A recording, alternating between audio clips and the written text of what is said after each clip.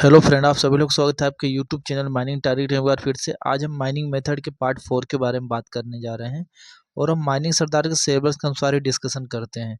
तो उन्हीं से जुड़ी जो इम्पोर्टेंट बातें हैं और छोटी मोटी बातें जो पेपर में आती हैं तो उन्हीं को ही कवर करेंगे आज। ठीक है, तो आज अंडरग्राउंड माइंस के डिप्लरिंग से शुरू करेंगे। तो सबसे पहले अपना होता है slicing. Slicing is method for prefer for bed और beak roof in India. This method is popular, मतलब ये मेथड बहुत क्या है, पॉपुलर, और ये बेड रूफ के लिए प्रीफर रहती है, मतलब अच्छी रहती है। स्टूक मेथड क्या होता है, ये मेथड होती है डिप्लरिंग करने के लिए, स्लाइसिंग और स्टूक। ठीक है, स्टूक मेथड पिलर को 2 या 4 पार्ट में स्प्लिट करते हैं। ठीक है, इसी स्प्लिट को क्या कहते हैं, अपन स्टूक कहते हैं। समझ आएगा फ्रेंड। अब बात करते हैं डिप्लरिंग की। अपन जो पिलर निकालते हो कितने मेथड से निकालते हैं। ठीक है, तो पहला है अपना अटैकिंग द एंटायर स्टूक। ठीक है, ये कहाँ पे यूज होता है, पूछ सकता है, तो गुड रूफ के लिए। दूसरा अपना है हाफ मून मेथड, ये भी अपना गुड रूफ के लिए। तीसरा अपना फेंडर या चौकीदार मेथड कहते हैं इसको, ये अपना बेड रूफ के लिए यूज करते हैं। ठीक है, जहाँ पे रूफ बेड है। और आप लोग याद रखेंगे हाफ मून मेथड और फेंडर मेथड दोनों को उपयोग कहाँ करते हैं अपन, तो बोर्ड एंड पिलर में डिप्लरिंग में करते हैं। ठीक है, पूछ सकता है। समझ गए फ्रेंड। तो ये भी इंपॉर्टेंट था, सोचिए छोटे छोटे पॉइंट कवर कर लें आज।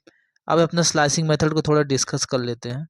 तो पहला विथ ऑफ स्प्लिट जो कि चलाएंगे 3.6 मीटर, नॉट मोर देन। ठीक है, width of slice not more than 4.8 metre. Slice width इतना रखना है कि एक्सप्लोज एरिया 90 मीटर स्क्वायर से ज़्यादा ना हो। एक पिलर में सिर्फ एक स्लाइस में वर्क करेंगे।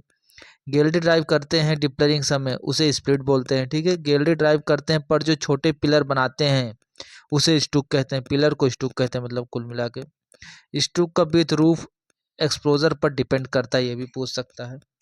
अब बात कर लेते हैं अपना लोकल फॉल क्या होता है। 24 से 48 घंटे सपोर्ट को हटाने के बाद, ठीक है, 24 से 48 घंटे में रूफ जो गिर जाएगा उसे क्या कहते हैं अपन, लोकल फॉल। मेन फॉल क्या होता है, डी स्क्वायर फॉर्मूला है, मतलब एक्सपोज एरिया अगर सरफेस एरिया से ज़्यादा हो जाए, फॉल का एक्सटेंड सरफेस तक जाता है, उसे अपन मेन फॉल कहते हैं।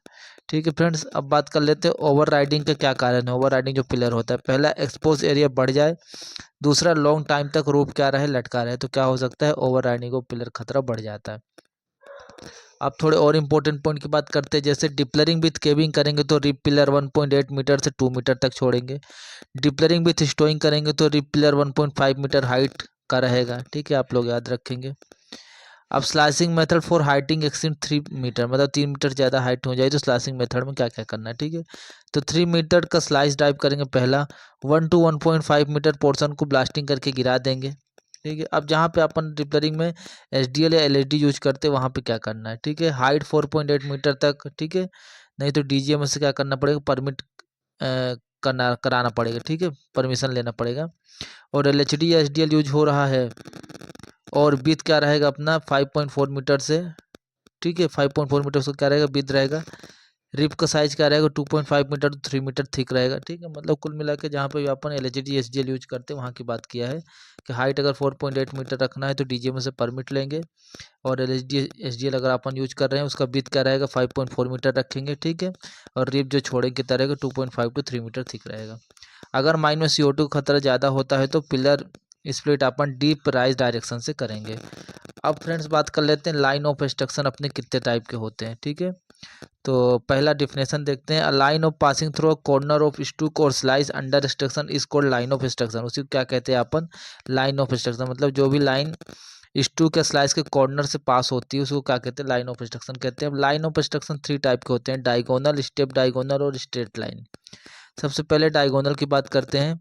ये डीप ऑफ सीम के डायरेक्शन में 45 डिग्री में बनाते हैं। ठीक है, इसको डायगोनल लाइन ऑफ एक्सट्रक्शन के। ठीक है, समझ गए।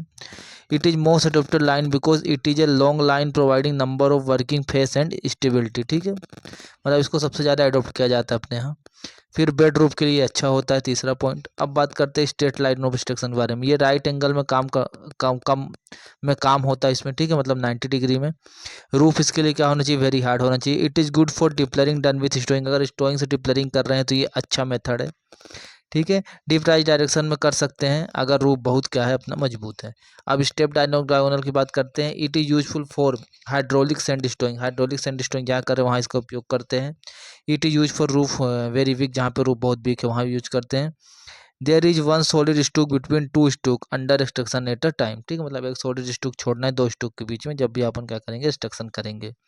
तो फ्रेंड ये अपना होगा स्टेप डायगोनल मेथड। तो आज अपना होता है पार्ट 4 कंप्लीट कर, डिस्कस करेंगे पार्ट 5 के बारे में। तो चैनल को सब्सक्राइब कर लेंगे फ्रेंड्स। तो thank you for watching YouTube video.